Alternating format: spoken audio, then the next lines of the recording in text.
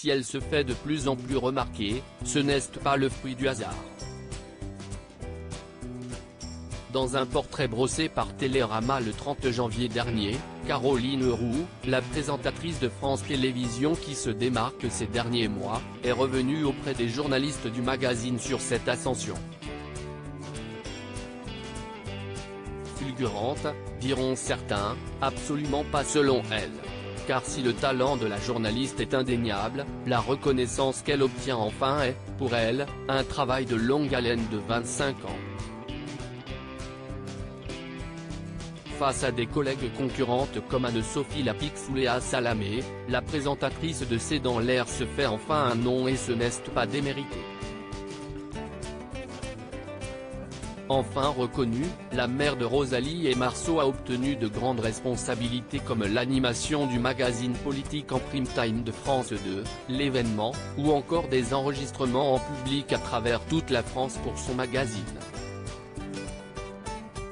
Alors qu'en certains, en lui disant si est ton année, ont sous-entendu qu'elle a bénéficié d'une forme de chance, celle qui reçoit dans l'ombre des conseils d'un grand comédien ne l'a pas supporté, vous plaisantez ou quoi?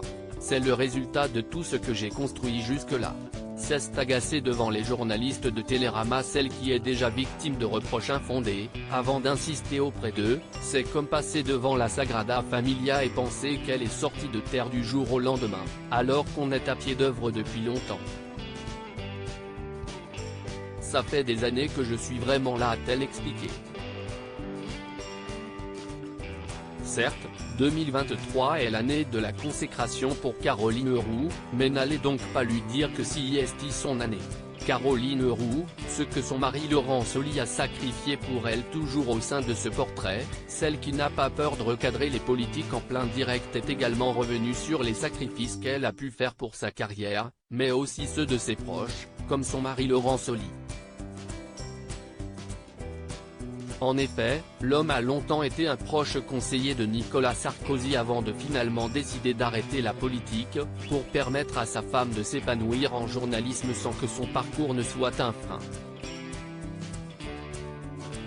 Laurent Soli a tout de même su bien rebondir après ça, étant aujourd'hui à la tête de la branche française du réseau social Facebook.